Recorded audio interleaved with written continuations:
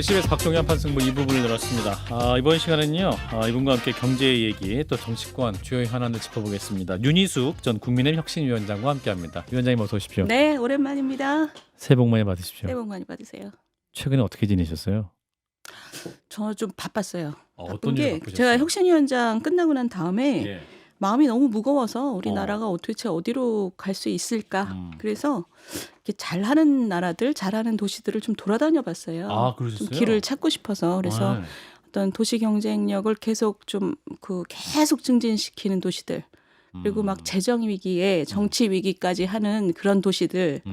그리고 뭐 최근에 좀 어떻게 좀 힘을 끌어모아서 올라가려고 하는 뭐 일본 동경 그러니까 여러 도시들을 돌아다니면서 제가 바빴습니다. 예. 고민도 좀 하고. 동경. 그럼 주로 수도를 돌아보셨네요. 아닙니다. 스위스 같은 경우는 거의 모든 도시를 다 돌아다녔어요. 그렇군요. 지방선거를 앞두고 주요 도시를 돌아다니셨군요. 왜냐하면 예. 우리 모든 그 국가의 모든 층 위에서 또 입법, 사법, 행정 모두가 정말 정치판이 되고 있구나라는 나쁜 의미의 정치판. 나쁜 의미. 그래서 이게 각각의 도시들이 경쟁력을 가져야 나라가 잘 되는데 그 고민을 좀 많이 했어요. 도시 경쟁력의 비밀은 어디에 있는가 이 부분을 공부하셨다. 그렇죠. 자, 말씀하신 대로 지금 연말 연초 분위기가 예전 같지 않게 좀 굉장히 어렵습니다. 경제 상황도 안 좋아 보이고 환율 굉장히 좀 비상한 상황인 것 같아요. 의원님 경제 전문가시니까 어떤 요인 때문에 이러는 것인지. 근데 뭐 이게 뭐 정말 얼마나 비상하냐, 예. 이게 뭐 내일 우리나라에 큰일이 나냐 그러면 저는 뭐 꼭 그렇다고 생각하지 않아요. 위중한 상황이긴 하지만 위중한 상황인 거는 일단 우리가 3,500억을 뭐 투자한다고 얘기했잖아요. 예. 저 나라가 저걸 감당할 수 있나? 이런 그 걱정들을 밖에서 하는 건 당연하고 예. 그리고 보다 장기적으로는 우리나라에 돈이 들어올 요인들이, 그러니까 우리나라 돈이 매력이 떨어지고 있는 거죠. 예. 뭐냐면 저 나라가 앞으로 정말 성장을 계속할 수 있나? 혁신적인 기업들이 있나? 이런 의심들. 그러니까 예. 이거는 환율의 문제는 우리나라 돈의 매력이 떨어진다는 얘기거든요. 그러니까 뭐 그 매력을 다시 일으키는 거가 답인 거죠. 그리고 단기적으로는 3,500억 얘기가 있으니 그걸 위해서 좀 단기적으로 우리가 융통할 수 있는 신뢰를 가질 수 있다. 이런 좀 조치를 했어야 되는 거예요. 그러니까 장기적으로는 나라 경제의 매력을 일으키는 거는 뭐 구조개혁 얘기고 단기적으로 3,500억 달러를 우리가 충분히 감당할 수 있다. 이런 거는 그 매해 200억 달러 이런 게 뭐 순간순간 어려울 수도 있겠지만 예. 그것에 대한 뭐 답은 그 하자마자 3,500억 도장 찍자마자 미국이랑 그 통화 수합을 했었어야 되는 거죠. 그게 준비를 했었어야 되는 거예요. 예. 근데 준비는 안 하고 뭐 문서화할 필요가 없을 정도로 뭐 잘했다. 너무 잘했다. 그래서 막 자기들끼리 막 너무 그 자화자찬을 막 하더라고요. 그래서 예. 그때부터 많은 분들이 걱정을 했죠. 근데 지금 와서는 그 계속 단기적인 그 신뢰를 주는 거는 계속 해야 되지만 기본적으로 한국 돈의 매력을 일으키는 거는 우리나라 경제가 잘 되는 거예요. 그 경제가 잘 되기 위해서 어떤 근본적인 노력을 하느냐 거기에 달린 거죠. 굉장히 중요한 말씀인 게 이제 외부적인 요인뿐만 아니라 우리나라 경제의 펀더먼털 구조적인 문제를 대외적으로 다 냉정하게 봤을 때 좀 잠재력 없다, 돈 매력 없다 이렇게 본다는 거는 원화. 문제를. 그런 거죠. 지금 미국 우리 저 서학개미들이 돈 많이 버신 분들은 이렇게 뭐 조금씩 하는 사람들은 저 같은 사람은 그냥 뭐 ETF 이런 거 그냥 하라고 그래서 하지만 돈 많이 버신 분들은 개별 종목에 하시는 분들이잖아요. 테슬라, 엔비디아 이런 거. 근데 테슬라, 엔비디아 뭐 이런 혁신 기업들이 우리나라는 2000년 이후로 나온 게 없어요. 그게 아주 뼈가 아픈 부분입니다. 그러니까 인간의 생활을 바꾸는 아주 큰 혁신들이 다 미국에서만 있었고 미국 주식시장에 그런 기업들이 포진하고 있는 거죠. 그러니까 우리나라 사람들도 그런 기업들에 투자하고 싶은 거잖아요. 그러면 그 사람들을 못하게 하거나 뭐 세금을 때리거나 이런 게 중요한 게 아니라 우리나라에도 굉장히 잠재력이 좋은 사람들이 많으니 우리나라에도 그런 혁신 기업이 나올 수 있도록 판을 잘 만들어주는 게 그게 전공법이죠. 그 전공법은 안 하고 지금 무슨 국민연금을 갖다 쏟아붓고 뭐 이런 짓을 하는 거를 보면 그러면 저 나라는 정말 답이 없나? 자기들이 생각해도 답이 없나 보다. 그러니까 점점 나빠지는 거죠. 악순환이 생기는 거죠. 우리가 부동산 정책이 안 나오면 국민들이 다 그렇게 생각하잖아요. 정말 없나 보다. 그리고 패닉 바잉을 하는 거랑 똑같은 거죠. 사실 뭐 기업 얘기하셨습니다. 우리나라 지금 삼성, 현대차, SK반도체, 한화 뭐 이 정도 기업들 더 뭐랄까 혁신을 상징하는 기업들은 더 이상 나오지 않는 현실. 그것도 우리의 또 큰 아픈 부분이라는 말씀이네요. 그렇죠. 2000년 이후로 우리가 외국에 그 파는 주요 그 항목들, 기업들이 똑같아요. 새로운 게 나온 게 없잖아요. 그렇죠. 그게 가장 뼈아픈 부분입니다, 우리가. 그래서 이제 정부는 AI 쪽에 좀 많이 방점을 하고 투자하겠다, 뭐 이렇게 말을 하고 있거든요. 잘 될 그렇죠. 것이냐. 그러니까 AI에 저는 투자하는 거는 저는 좋은 일이라고 생각해요. 예, 왜냐하면 워낙 그게 그 판이 크기 때문에 정부가 도와주는 거 좋지요. 그런데 거기다 돈만 붓는다고 되는 게 아니지 않습니까? 예. 예를 들면 혁신 기업이 나오려면 혁신 기업답게 민첩하게 움직일 수 있도록 해줘야 되는 거잖아요. 그게 뭐냐면 뭐 테슬라는 일주일에 개발자들이 아주 그 크런치 모드에는 뭐 일주일에 100시간 일하고 그랬다는 거잖아요. 근데 우리나라는 그 근로기준법의 개발자들에 대해서도 아주 고급 개발자들에 대해서도 52시간 규제 절대 풀 수 없다. 지금 이래서 이번에 반도체법도 그거 빼고 지나간 거잖아요. 아니 혁신 기업을 만들고 혁신 국가로 만들려면 혁신다운 일을 해야죠. 노력은 안 하고 성적표만 바라고 있는 거예요.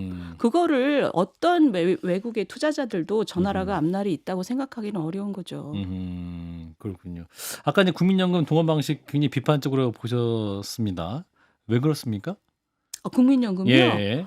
환율 잡기 위해서? 아니 국민연금은 가장 그거를 운영을 잘하는 나라 모범 국가를 어디로 보냐면 보통 캐나다를 많이 들어요. 국펀드? 그렇죠. 캐나다는 국민연금을 운영하는 방식이나 그 항목에 대해서 정부가 절대로 간섭을 못하게 해놨어요. 왜냐하면 국민의 노후를 책임지는 거기 때문에 그 룰을 바꾸려면 거의 헌법 개정만큼의 어려움을 만들어놨어요. 근데 우리나라도 국민연금법에 보면 기금 운용은 그 노후 자금의 정말 노후 자금은 숭고한 거다. 그러니 수익성과 안정성만 신경 써라라고 우리 국민연금법에 돼 있습니다. 근데 지금 무슨 환율 방어를 위해서 갖다 쓰고 그다음에 얼마 전에는 또 무슨 전북 지역의 지역 발전을 위해서 기여해야 된다고 말씀하셨더라고요. 대통령께서. 그 지역에 있으니까 그 회사가. 아니 국민연금은 전 국민 그러니까 전 국민의 노후를 위한 건데 그거를 전북 지역의 지역 발전을 위해서 기여하라고 그러면 그거는 우리 국민연금법 위반이에요. 국민을 배신하는 거예요. 전 진짜 그 얘기를 듣고 어찌나 기가 막힌지 정말 원칙이라고는 없는 정부구나 그런 생각을 했어요. 이제 아까 초반에 말씀하셨지만 이제 한미 협상을 하면서 우리가 이제 해마다 200억 달러씩 미국에 투자하게 돼 있고 거의 한 30조입니다. 하나로 하면. 그것도 이제 정부가 얘기했던 것은 적절하게 우리 상황에 따라 조절할 수 있는 여지를 남겨놨다 뭐 이렇게 얘기를 하고 있는데 그게 부담이 안 된다 이런 얘기였죠. 그러니까 그것도 참 거짓말인 게 그 한국은행 총재의 얘기는 지금 200억 달러 정도는 우리 외환 운용 수익에서 빼올 수 있다 이런 얘기였어요. 앞으로 계속 그럴 거가 아니에요. 앞으로 매년 200억씩 빼내면 당연히 원래 그 돈으로 그 충당할 수 있는 것까지 다른 데서 가져와야 되니까 부담이 되죠. 그러니까 그 200억이라는 숫자는 사실 지금 당장은 우리가 뭐 별 부담 없이 외환 운용 수익으로 쓸 수 있다고 얘기했지만 앞으로 매년 그게 부담이 안 될 거라고 생각하는 사람은 없습니다. 그게 어느 정도의 규모냐면 우리나라 환율을 한 5에서 10% 정도는 올릴 정도의 규모라고 다들 생각을 했던 거죠. 그래서 그 변동폭을 줄이기 위해서는 아까 얘기한 것처럼 뭔가 통화 수합을 하려고 노력했어야 되는 거예요. 아니 미국 입장에서 아르헨티나한테도 위험해졌을 때 통화 수합을 해줬었잖아요. 그러니까 우리가 미국하고 그런 거를 조금이라도 맺었다고 하면 외국의 투자자들이 되게 마음을 놨겠죠. 그럼 5에서 10% 정도 올라갈 것도 안 올라갔겠죠. 근데 그런 노력이 참 안 보이고 너무 자기들끼리 모여서 샴페인을 마구 터뜨리길래 다른 분들이 그걸 보고 더 불안했던 거죠. 어떻게 저 생각을 안 할까? 불안했던 거죠. 이제 신년사에 대통령이 이제 성장 얘기를 많이 했습니다. 성장이라는 단어가 41번 나왔다고 하는데 신년사 들으셨죠? 안 들었습니다. 아니 이렇게 요약을 해주시니까. 그래도 이제 기본사회 대신에 성장을 내세웠고 대도약 5개 분야에 걸쳐서 이제 사회 바꾸자. 그리고 수도권 중심이 아니라 지방 중심으로 성장 인재를 바꾸자. 뭐 이런 큰 틀에서 이야기였습니다.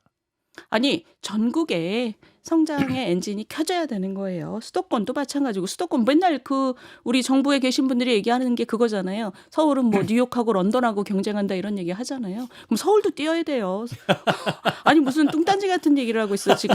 서울도 뛰고 전국이 뛰어야 되는 거죠. 기본으로 다 항상 같이 뛰어야 된다. 같이 뛰어야 되죠. 모든 예. 곳에 지금 성장 에너지원이 있어야 되는 건데 그 문제는 성장을 얘기를 하려면 예. 지금 생산성이 정체되고 있는 대한민국에서 그 생산성을 어떻게 다시 스파크를 일으킬 것인가, 그걸 어떻게 점화시킬 것인가에 대한 내용이 있어야 되잖아요. 왜 공부는 안 하고 성적표만 좋아진다고 얘기하냔 말이에요.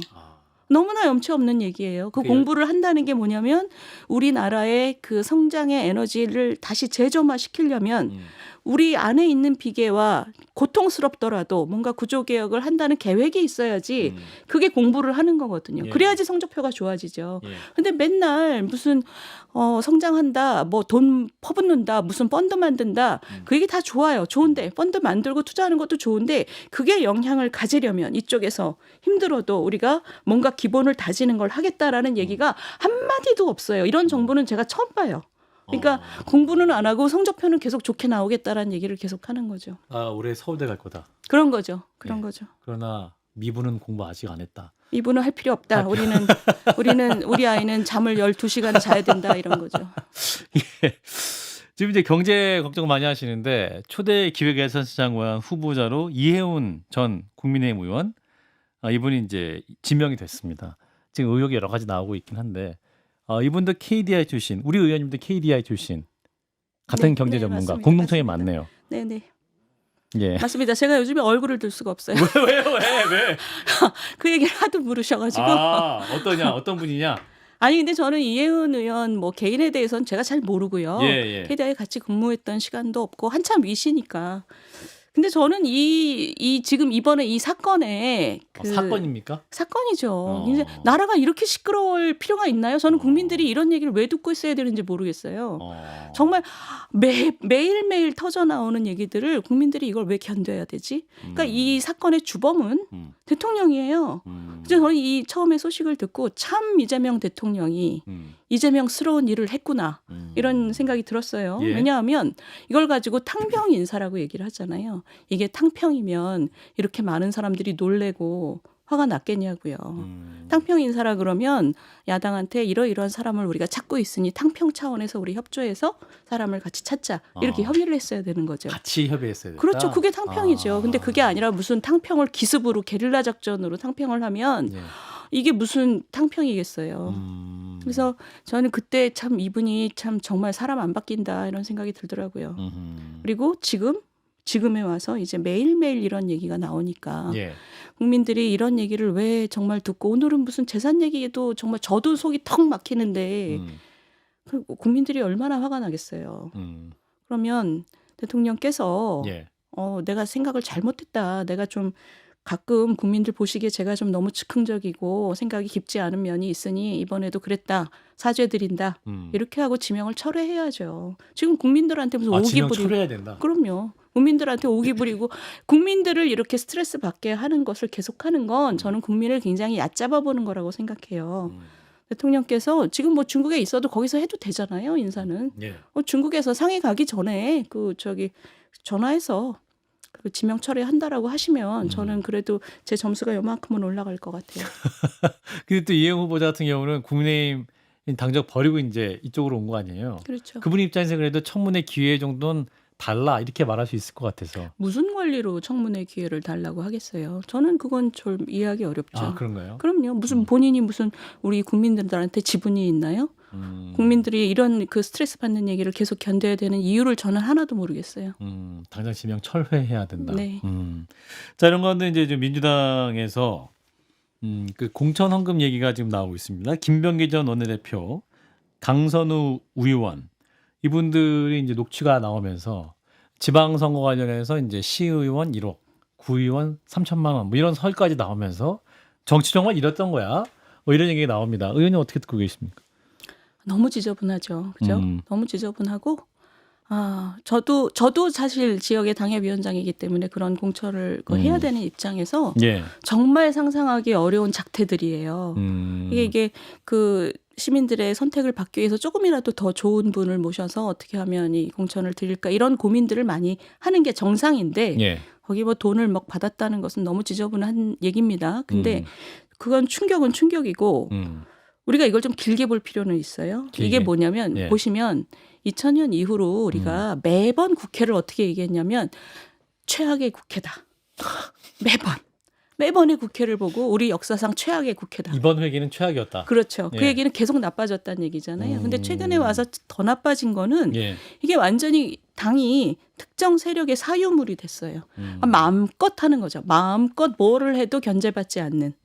그러니까 뭐 지난번 민주당 공천도 뭐 비명 행사 뭐 이런 얘기 많이 나왔잖아요. 네. 이게 이 사유화된 이것 때문에 정치가 정말 이제는 바닥이 어딘지도 모르겠어요. 이제 국민들 전체가 정치와 정당 모두가 이제 너무나 저질스럽다라는 생각을 하고 계시거든요. 예. 그럼 이제는 우리가 뭐 그 개별 사건의 이 진위나 뭐 그 뒤에 배경이 뭔지를 거기에 너무 매몰될 것이 아니라 이젠 정말 막다른 골목이라고 생각합니다. 정치권 전체가 예. 정말 정치 개혁에 대해서 진짜 정말 절박하게 생각을 해야 되는 때예요. 이런 얘기 한다고 또 듣고 있는 사람도 없겠지만 들을 겁니다. 정말 막다른 골목이다. 정치와 정당 전체가 국민들로부터 예. 외면받고 있다.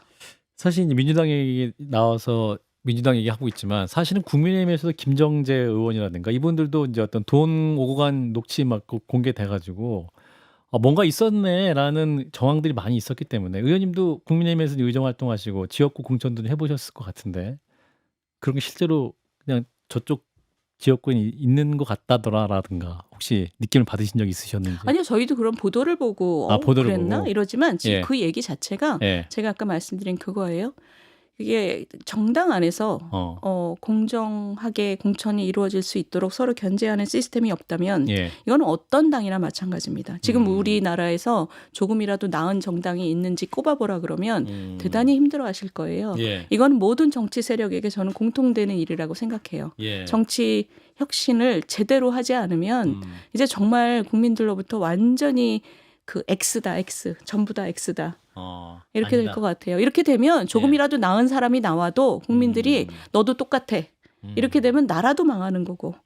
그렇죠. 그렇죠. 그러니까 국민들께서 뭐 이제 뭐 선별할 생각도 안 하시고 그냥 외면해 버리면 정말 나라가 어려워지는 거죠. 예. 말씀하신 대로 이제 계속 이렇게 가면 정치 혐오가 돼가지고 그럼요.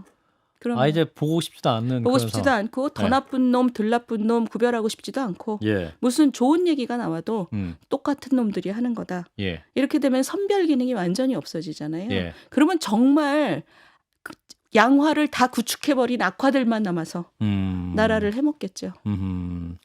어떻게 해야 됩니까 그러면? 이제는 진짜 정치 혁신을 해야 되는 거예요. 얼마 혁신 전에 위원장이셨어요. 그러니까요. 그러니까 정말 저 전면적인 혁신이 필요한데 저는 예. 이번에 그 국회의원들 보면서 든 예. 생각이 이게 지금 부패와 갑질이잖아요. 예. 그러니까 이 부패는 뭐 형법으로 다스려야 되지만 이 정당 혁신을 해야 되지만 정말 갑질 이런 거는 국회의원을 누가 통제할 수가 없습니다. 왜냐하면 보좌관들의 이 생사 여탈을 다지고 있기 때문에 그래서 제가 김병기 방지법 하자고 한 거예요. 그 갑질에 해당하는 거, 예. 그 업무 영역을 왜? 벗어나는 그런 것들을 시키는 그 행동들을 아하. 저 이렇게 다 리스트를 해서 예. 뭐 갑질을 한다거나 배우자가 와서 관여를 한다거나 뭐 이런 말도 안 되는 일들을 이때까지 다 그냥 그러려니 했던 거를 리스트를 해서 예. 이런 일들은 처벌한다. 아하. 이렇게 저는 법이 있어야 된다고 봐요. 그러지 않으면 국회의원과 보좌관의 관계는 참 밖에서 그 정화하기가 힘듭니다. 아예 법제화해서. 그럼요. 이번에 그 김병기 그 씨 같은 경우는 예. 제가 볼 때는 약간 그 핀트가 나간 것 같아요. 왜냐하면 보좌관들하고 사이가 나빠져서 자르는 게 우리 제도적으로 지금 보장돼 있단 말이에요. 예. 그럼 거기서 끝났어야 되는데 네. 그 사람들이 살겠다고 다른 기업에 가서 일을 했는데 거기까지 쫓아가서 밥줄을 끊으려고 했다는 거잖아요. 예. 그쯤 되면 제가 볼 땐 정상적인 상태가 아니에요. 그게 뭐냐면 우리나라 국회의원들이 그런 정상적인 상태까지도 본인이 스스로를 절제하지 않아도 될 만큼 너무나 절대 권력을 갖고 있는 거예요. 예. 그 국회의원들은 국민들한테만 의리해요. 자기한테 표를 주는 분들이 있기 때문에. 근데 보좌관이나 공무원들한테는 제가 봐도 참 야비해요. 의원들이. 네.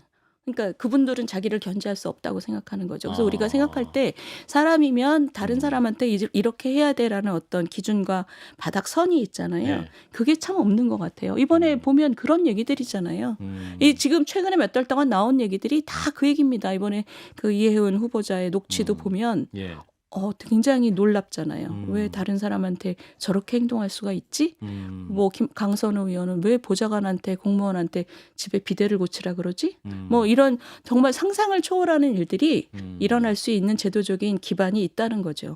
그러면서 김병기 방지법 필요하다 이런 말씀. 자, 이제 당 혁신위원장도 하셨습니다만 아직까지 국민의힘이 혁신을 제대로 했느냐 이 부분에서는 물음표인 것 같습니다. 물음표가 아니죠. 예. 안 했지요. 예. 그건 물음표 아닙니다. 예, 안 했다고 제가 말씀하기 원했습니다. 그래서 이제 목요일 8일에 장동혁 대표가 쇄신안을 발표한 이틀 후네요. 얼마 안 남았는데 어떤 기대를 하고 계십니까? 아주 솔직히 말씀드리면 기대가 아주 크지는 않은데 예. 그렇지만 그래도 기대를 놓으면 안 된다는 생각을 저는 하고 있습니다. 그래서 예. 지켜봐야 된다고 생각하고요. 그 내용은 뭐 제가 구체적인 내용을 막 리스트하는 건 의미가 없지만 두 가지는 있어야 돼요. 그 내용이 국민들의 눈높이에 맞아야 되고 두 번째는 국민들이 저 사람들이 저걸 할 수 있다라는 신뢰를 보여줄 만큼 진정성이 있어야 되는 거죠. 저는 그 두 가지가 굉장히 높은 기준치라고 생각을 하고 예. 장동혁 대표가 정말 이번에는 그 기준치를 맞춰주셨으면 좋겠어요.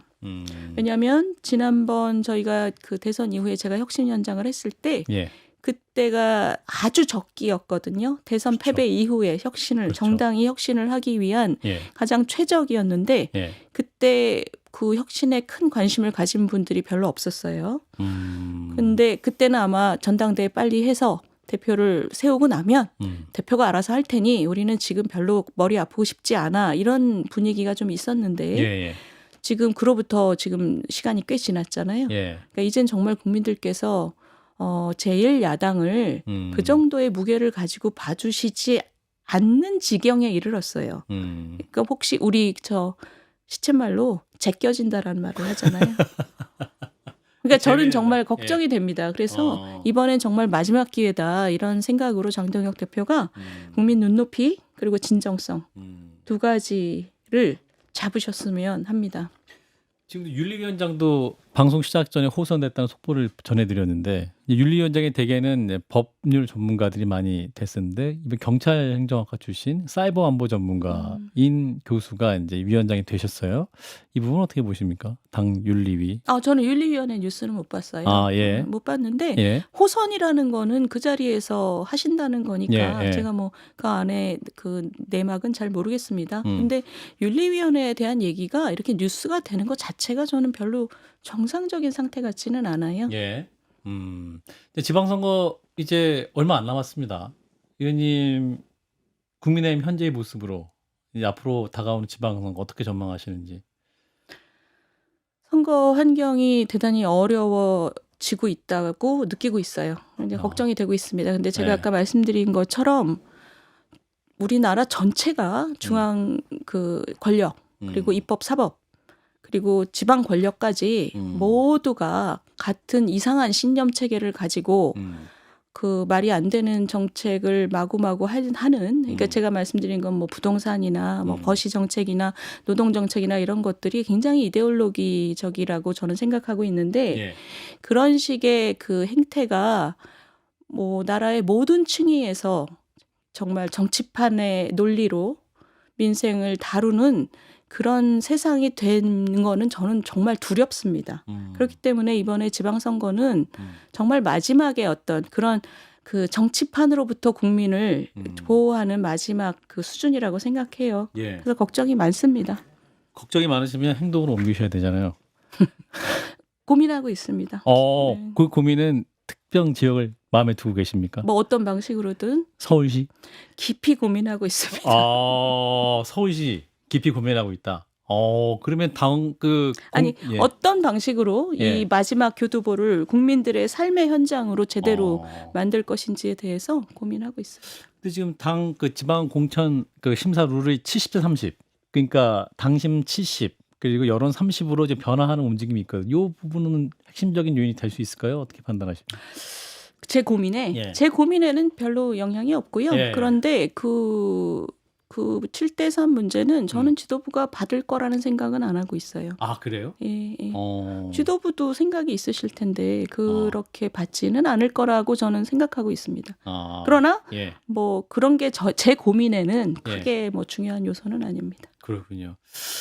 한 40초 남았는데 아까 도시경쟁력 말씀하셨는데요. 도시경쟁력은 어디서 옵니까? 그거 짧게 듣고 싶어요. 도시경쟁력. 제가 여러 곳을 다녀보니까요. 도시경쟁력은 그 리더의 방향성이 대단히 중요하고 그 올바른 방향성을 잡은 다음에 그 구성원들과의 소통을 통해서 그 공감대를 탄탄하게 다지는 그런 도시는 앞으로 쭉쭉 나가고 외부로부터의 충격에도 그다지 그 충격을 받지 않았어요. 근데 그렇지 않은 곳들은 정말 그 바닥을 모르고 추락하는 경우가 있고 그러면서도 뭔가 다시 방향을 잡으면 다시 반등을 하는 역사를 쓰고 그런 그 교훈들을 제가 많이 봤습니다, 이번에. 결국 리더가 문제네요. 아니죠. 리더와 그 구성원 모두가 문제죠. 함께, 모두가 중요하죠. 함께 만들어가야 된다. 그러니까 리더십과 팔로워십이 모두가 중요하다.